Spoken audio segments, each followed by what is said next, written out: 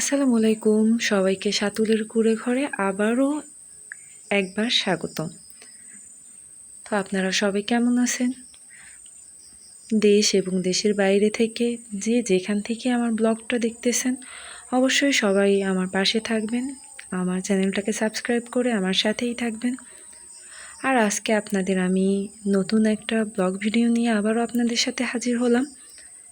এখানে আমি ডিম নিয়ে নিয়েছিলাম, আপনারা তো দেখলেন।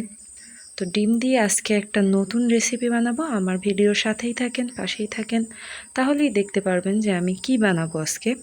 তো এখানে অনেকগুলো পেঁয়াজ নিয়ে নিলাম, আর ওখানে লাকড়ি গুঁড়ো রেখেছি, কারণ দেখা যায় যে লাকড়িগুলো বৃষ্টির দিনে ভিজা থাকে, এর জন্য চুলার পাশে রাখলে লাকড়িগুলো দেখা যায় একটু গরম থাকে, তাহলে জ্বলতে তাড়াতাড়ি সুবিধা হয়।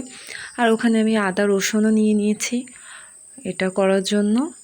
আর এখানে ভাত নিয়ে নিয়েছি, ভাতটা হচ্ছিল আর কি। তো আমি আজকে বানাবো ডিম মগজ।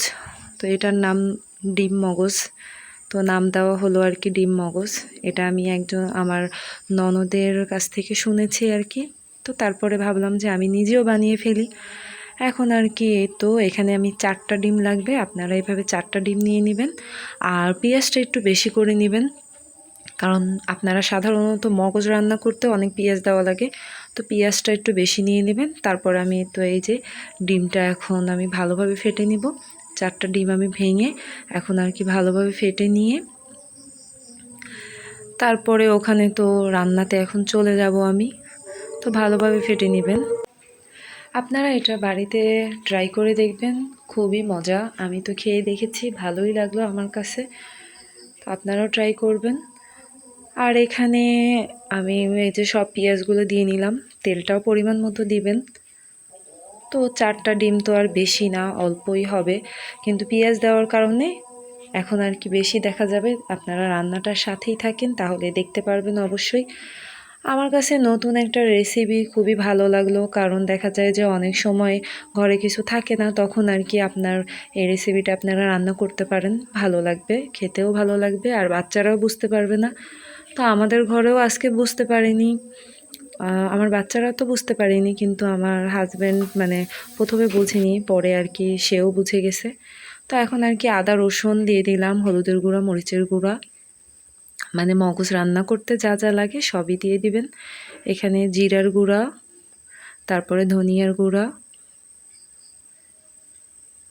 সবই একসাথে দিয়ে পেঁয়াজটা একটু ভালোভাবে যদি আপনার বাদামি কালার হয়ে আসে, তখন আর কি আমি এটা আর কি দিয়ে দেব মশলাগুলো সব একসাথে দিয়ে, তারপরে ভালো করে ভুনে তারপর যে ডিমটা আপনি ফেটে নিয়েছেন ওইটা আর কি ওটার মধ্যে দিয়ে দিবেন, মশলাটার মধ্যে। এখানে এই যে লবণও দিয়ে দিলাম, আর দারচিনি, এলাচ, লবঙ্গ সব একসাথে দিয়ে দেব আমি। আর এই তো এখানে পেঁয়াজটাও আমার ভাজা হচ্ছিল।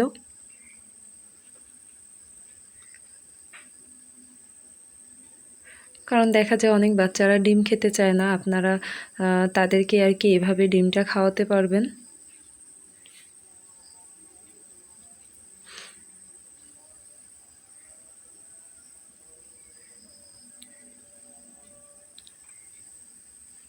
এই তো এখন আর কি আমি মশলাটা দিয়ে দিলাম।